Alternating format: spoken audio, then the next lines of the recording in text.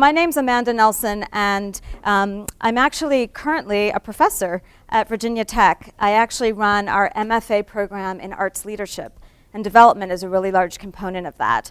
Before I joined the faculty, I was in New York City, and I worked for more than 11 years for the Alvin Ailey American Dance Theater. And I'm going to use Ailey, Alvin Ailey American Dance Theater, as an example today. And so I just want to quickly introduce the organization so you have a sense of what I'm talking about. So the Alvin Ailey American Dance Theater was founded in 1958. It's a very large and internationally known company. We've probably toured to most of your countries and most of your cities. We have a main company, Alvin Ailey American Dance Theater. There's a second company called Ailey 2. There's an Ailey School, which trains dancers from 4 years and older. Ailey Extension, which are dance and fitness classes for people like me who are not professional dancers. And Ailey Arts and Education, which reach about 100,000 kids a year. To give you a sense of budget size, when I joined Alvin Ailey in 2002, our budget was $15 million a year. When I left in 2013, we had grown to $33 million a year. I was part of the team that helped grow the organization. I'm very proud of that.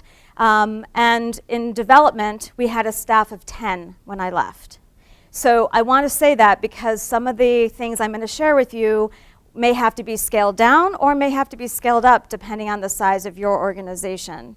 We'll have questions at the end, but please, if I use a term or something's unclear, please flag me down, and I'm happy to answer any questions as we go. I don't have a belt clip, so I'm going to try to stand back here and hopefully not move too much so I knock the speaker. And I'm going to get started. So I want to start with something that is very basic, and it's mission and vision. Some of what I say today is going to seem very obvious, and I think unfortunately in development we sometimes skip the obvious and we make assumptions, but they're very important. Mission and vision to all of our organizations is crucial, but it's really important to remember that mission and vision isn't just for programs and for events and marketing, it's for development. And so everything you do in your fundraising efforts should go back to your mission and vision. Now, it can be your formal mission statement. Some of those are very lengthy and not very clear, or they can be something that really encapsulates the meaning of your organization. And this quote from the founder of Alvin Ailey, to me, really explains who the company is. Dance is for everybody. I believe that it came from the people and should be delivered back to the people. So in development, everything my team did went back to this idea. We didn't make a strategic decision, we didn't launch a campaign unless we went back to the mission and the vision. And I say this again because I think we all know this, but we don't always practice it. And so I think it's a really important thing to say out loud. So, for me, fundraising isn't about the money, it's about the people. And I have always found, honestly, that if I focus on the people, on developing the relationships, that the money follows. So if you have a group of ambassadors or board members who are uncomfortable with fundraising, I would say, remember that it's really about people, and it's about cultivating relationships. And that's really something we're going to focus on today. I also tend to use the term development rather than fundraising for that same reason, because it's about developing relationships and not about raising funds. Today, I'm going to talk about some best practices, some current trends. We'll brainstorm a few ideas for all of you.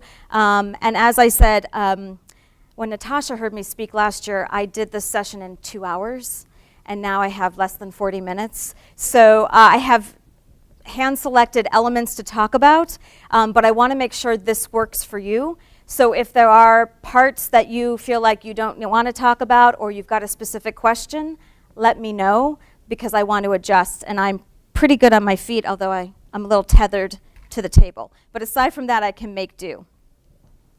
How many people have heard the term moves management? Okay, a few of you. I'm going to frame our conversation around this development process. We call it moves management because you are quite literally moving someone from when you first identify them as a prospect through to when you ask them for a gift, when you acknowledge them, and back again. So it's a circular phase in development. 4 phases. First is qualify or identify. Then you cultivate, build relationships. Then you solicit, have to have the ask in there. You have to ask for the money. And then you say thank you, and you recognize and steward the gift and the person. And then you start all over again with the same process, with the same people, and hopefully expanding each time you do so. So I'm going to start with qualify, which is a really, really important piece. How do you know who a prospect is? A prospect has to be someone who is both committed and interested in your organization and who has the capacity to give money and or time. If your prospect does not have both an interest or passion for what you and your organization represent and some sort of capacity, whether it is to write a check or to give of their time, they are not a prospect. I can't tell you how many times board members would come up to me at Ailey and ask me why Warren Buffett or Bill Gates was not giving to Ailey. They were right. Both of those men certainly have great capacity, and they are certainly philanthropic and charitable, but they had no interest in modern dance. So they were not good prospects for me. And part of what you have to know in development is you have to know who your real prospects are. Because chasing after someone who is never going to be a donor is a waste of everyone's time. Sometimes you can encourage someone to become interested in you, but it's always better to start with the people who are already in your atmosphere. So, when I first got to Ailey, we had lots of data. Boy, did we have lots of data, but it was in all different places. Marketing had spreadsheets of ticket buyers. Development had its own computer database. The Ailey school had lists of students and parents. When someone came and visited our building, they were on a separate spreadsheet. And so we had all this information about people in our orbit, but we couldn't really connect the dots. We had anecdotal information. I had hunches that my donors were also buying tickets to performances, but I couldn't prove that because I didn't really have any data. So one of the things we did early on, probably in around 2004, was we built a centralized database. Now today, we're really lucky because there are a lot of off-the-shelf products that you can just get and use yourselves. They're called CRM systems, Customer Relationship Management Systems. How many of you are already using those systems in your organization? Okay, so a handful of people. These make this, when you've got all these different databases, so much better because the data is one place. Why is this important? In the cultivation, in the qualification phase of moves management, you really need to get to know your prospects. You really need to have an understanding of their interests, of their family structures, of their capacity to give, and having your own data to mine is really important. When Ailey first combined all of our data and we could really do some digging, this is what we found. An average spend on tickets at the time was $124. That's nice. If the ticket buyer also had a child who took classes in our school, that number jumped to $167 on tickets. So that was a 34% increase. If that person was a donor and they took classes, the amount they spent on tickets to our performances jumped to $334. So the average was $124, and our current donors were $334. So interestingly, my colleagues in marketing, who had never really thought too much about donors, were suddenly really interested in our donor base because they realized the more a person engaged with our organization actually the more money they were spending with us. And I had the proof to show that. So suddenly my colleagues in the marketing department were really eager to work with me in a way they had never been eager to work with me before. How many people have one department that does both marketing and development? How many? Okay, how many have two separately, marketing and development? Okay, how many people are just doing it all themselves? Okay, fair enough. Well then, you don't have to argue with yourself, because what is good for development is good for marketing. And that's really important, because a lot of times we're constantly deciding what message are we sending out in our communications. And so you should just know that the data really tends to show you that there is a strong correlation between how someone engages with you and what they spend with you. And that can be on tickets, on coming to your venue, or on donating. So another important thing to remember is, in order to have data, you need to be collecting data. And this seems obvious again, but I think it's a real challenge in the museum field about collecting information on who is coming through your doors. It's a problem in the performing arts, but I think the museum world has a much, much harder time with this. So I really suggest that anytime someone is making a purchase with you, whether it is on the phone, online, or at the box office, you find a way to collect information. Now, I also realize this is post-Facebook, right? And I know Europe has new laws that are being instituted about privacy. So we always want to be direct and upfront and transparent, but I promise if someone is interested in you and they want to become involved, they will share their information with you. So you have to ask. You can ask respectfully, you can be on the up and up, but you have to ask to collect the data.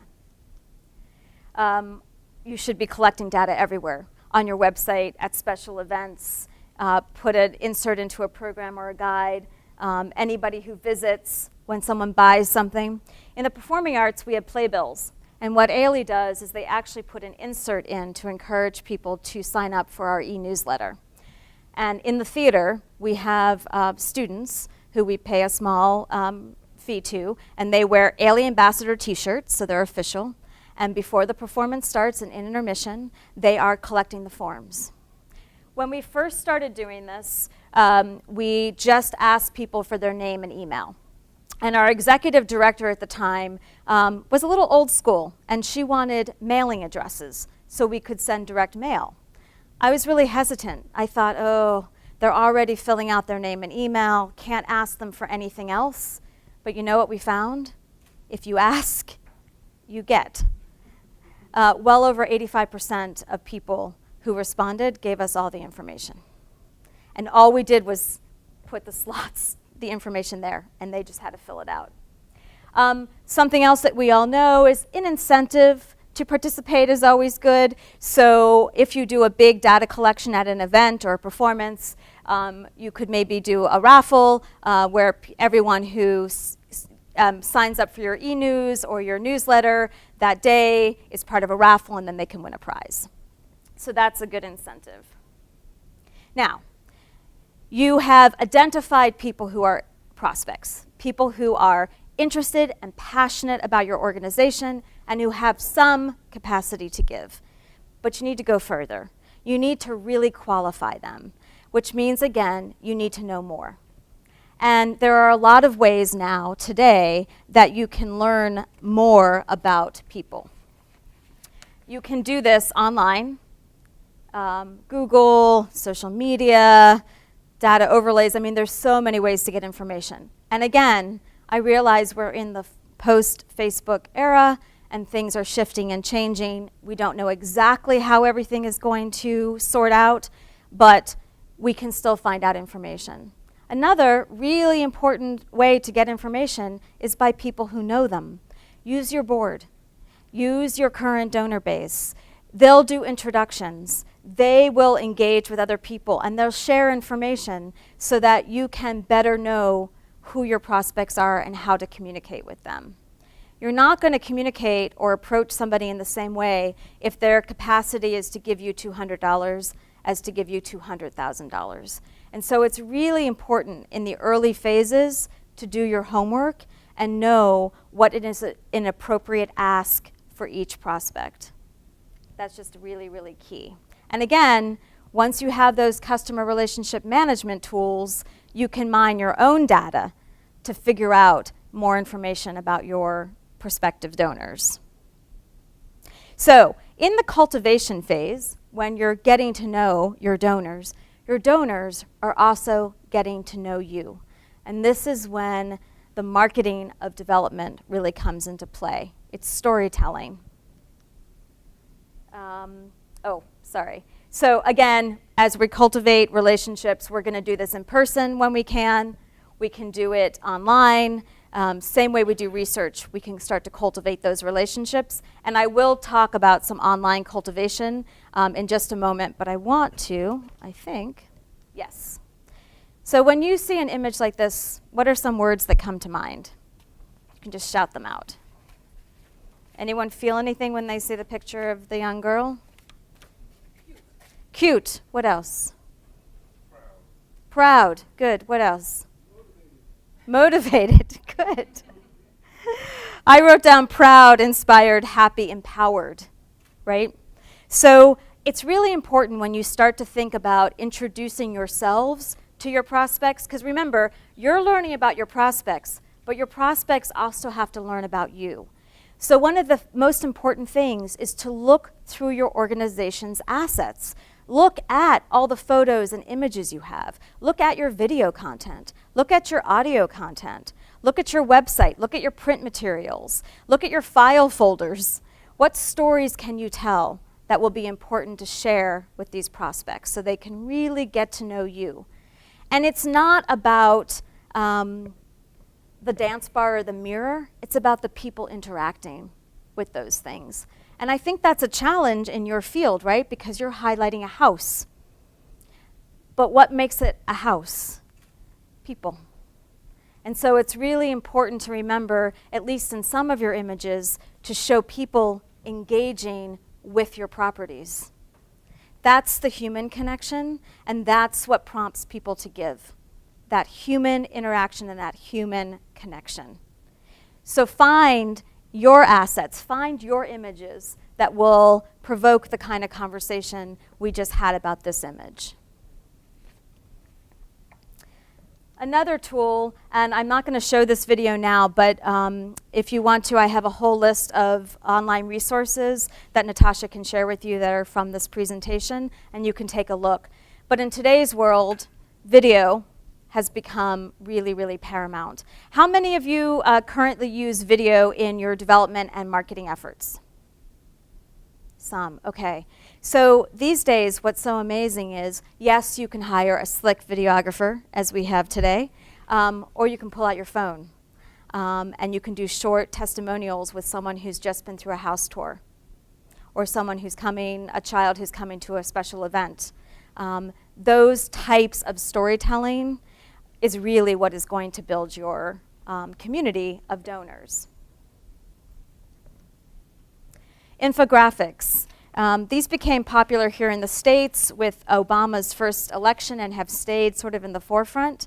And essentially what an infographic is a set of clear images and really simple text that inspires action.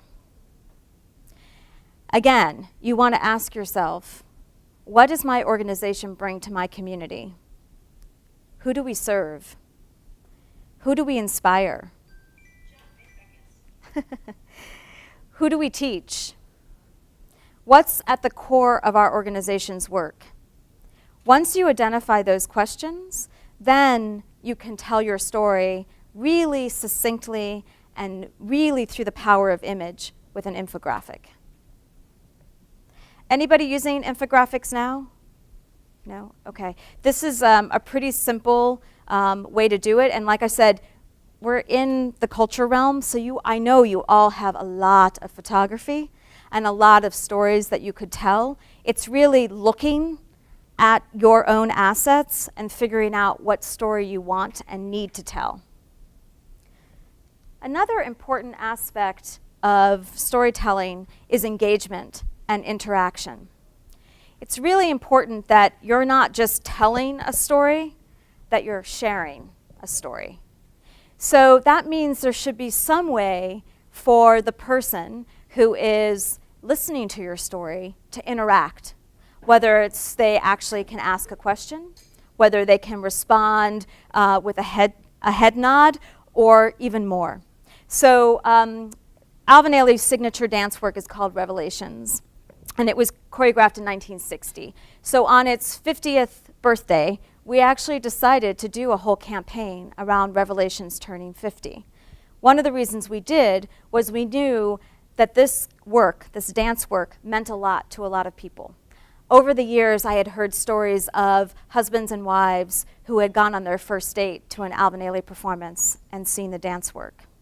I heard stories from grandparents who every year took their grandchildren at Christmas time to see an Alvin Ailey performance. So these are real personal connections with the company. And what we did was we built an entire website for the birthday celebration, and we allowed people to interact. So you could sign the birthday card and tell your revelation story. You could share the card with friends so that they could tell their story. And now with social media, which wasn't as big at this time, there are even more ways where you can leverage that social connection of your prospects and donors and patrons. So, this is the part that most people feel the most uncomfortable with. So far, we have qualified and identified our prospects. We've cultivated a relationship. Usually people are fine with those steps. And now comes the ask. It's very important. If you don't ask, you don't get. People, surprisingly, are not mind readers. They will not look into your eyes and know that they're supposed to generously give to your organization. You just have to ask. And you have to ask in a direct way so people know you are asking for a donation. There's no shame in that. They are supporting your mission and your vision. They are supporting your community. That's the message behind your ask. It's not about give me. It's about come help, come join, come be part of our community. That's what you're asking for, participation in your community. Thank you. Okay. So it's really important, as I said, that you focus on building a relationship. So I just want to quickly say a lot of that happens in person, but you want to make sure that you're also thinking online. So how many people have email signups for their newsletters on their website?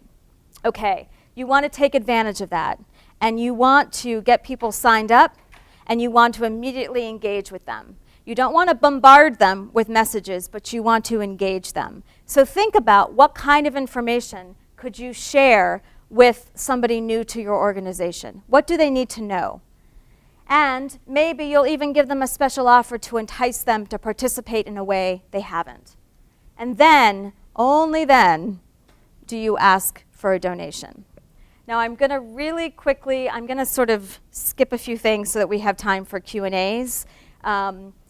Social media is really important for awareness and engagement. It hasn't been as useful for organizations for direct fundraising, but Facebook, which I know some people now are a little unsure about, does have this concept of friend raising. And actually, my birthday's coming up this month, and I picked a cause and have asked my friends, instead of a birthday gift, to give to the organization I chose, and I've had some success in that. So rather than the organization doing fundraising through social media, I suggest that you leverage your ambassadors, your donors, your board, for them to friend raise on social media. Crowd sharing and crowdfunding, we could have a whole session on that, so I'm actually going to skip that today. I just want to quickly talk about membership programs, because we've talked about, in qualifying and cultivating, about building a community, and what membership programs do is formalize a community of givers. And so what you want to do is you want to build a membership program that is going to creatively reach new people, engage your current people, and hopefully create a community of givers who see each other at your events, who give annually, and who become your core supporters for your major campaigns as well as your annual campaigns. At Alvin Ailey, there are 3 different membership programs. A lower level entry program that starts at $75, a mid-level that starts at $1,500, and then a higher level that's at $10,000 and above. You have to figure out what makes sense for your organization. Now, during the break, I have a bunch of samples. I'd be happy to, at 10:30 when we take a break, to talk to anybody individually and share some of the materials so we can dig in a little bit more. But I wanted to make sure in this short amount of time we had that I really focused on, in order to get to the membership program, you need to qualify, identify, and cultivate a community, and then you'll be ready to really launch a full membership program. So with that, I am going to stop so we have some time for questions, and maybe I can dig in to some more specifics during the question session. Yeah? Well, when you do a multi-level membership, yes.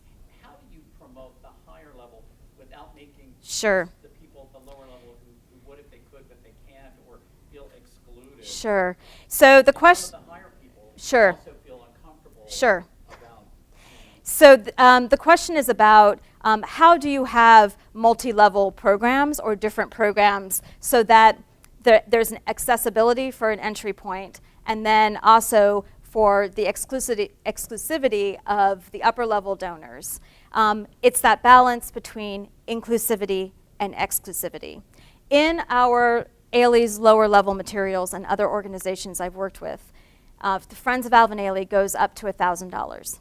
But included is the first level in the next program.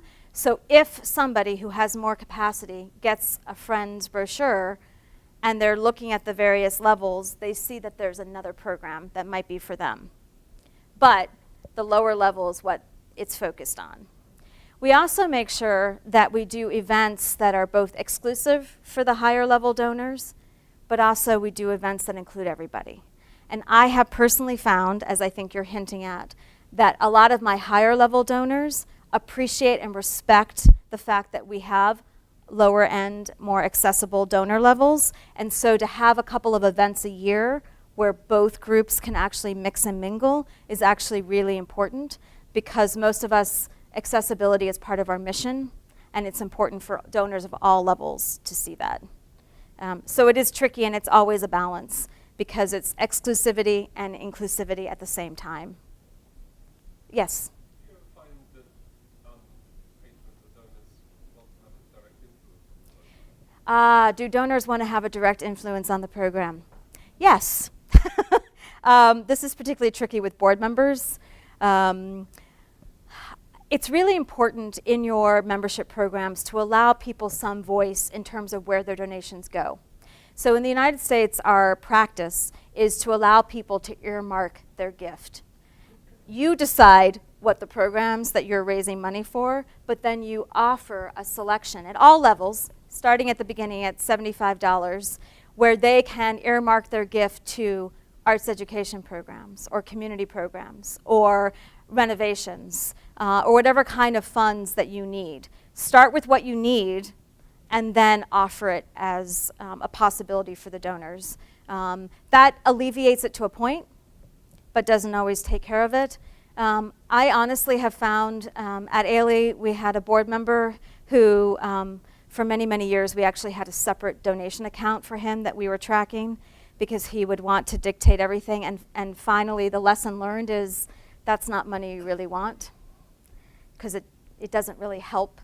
And so being really honest and forthright with your donors to explain that these are the necessary budget items that we're trying to raise money for, most of the time, if you are direct and honest and transparent, people will actually respond, especially if you can find something that they can connect to. Other questions? How many people have membership programs now? Great. And I know that the network has a membership. How many have their own separate membership programs? Great. And is it going from a pretty accessible entrance up to a higher level?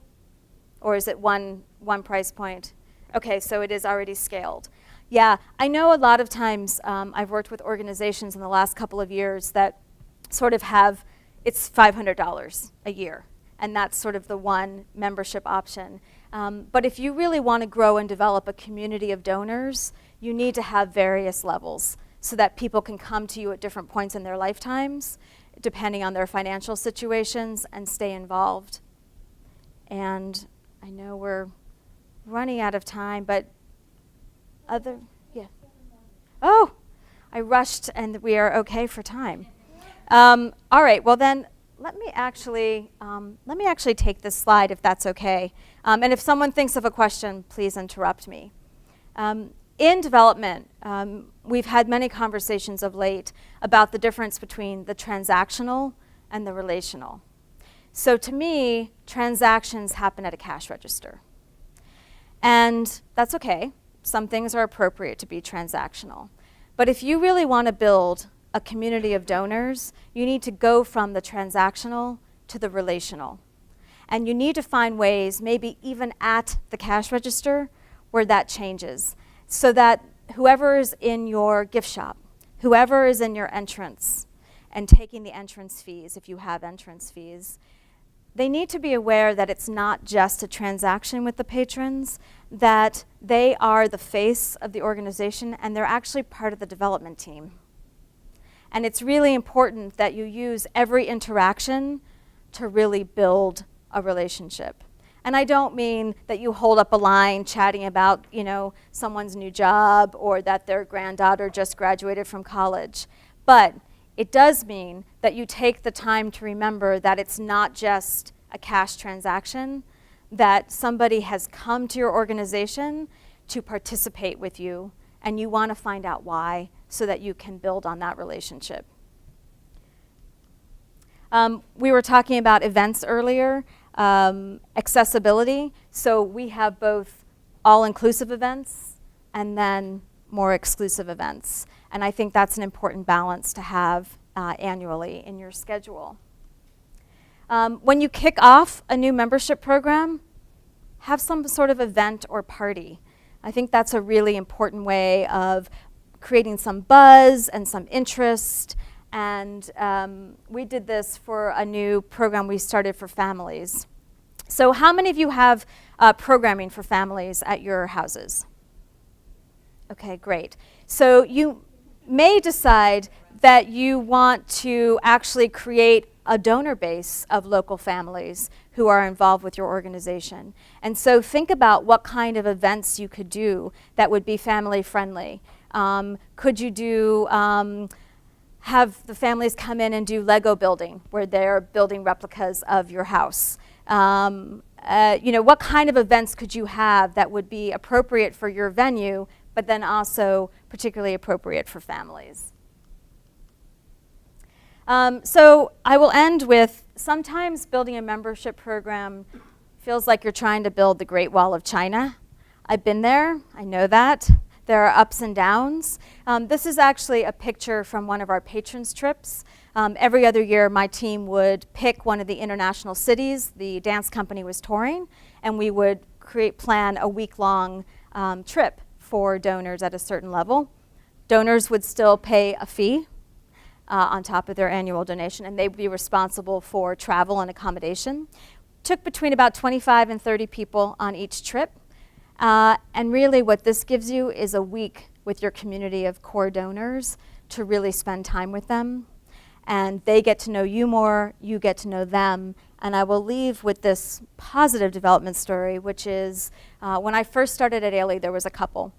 And they had been sort of involved with the organization. We were in the middle of a capital campaign, and they made a gift of $50,000. It was a very nice gift. They then came to each of our Patron Trips. And by the time, I guess it was probably about 7 years later, we went back to them for the endowment campaign. That $50,000 became $500,000. And I really credit the relationship building that we did over the years, particularly with our donor trips, as a reason why they connected with us and why they made room to make a larger gift for our next campaign. And as I said, I will just leave you with, at the break at 10:30, if you'd like to talk more or look at some samples, I've got plenty with me I'm happy to share. And with that, I will pass the baton.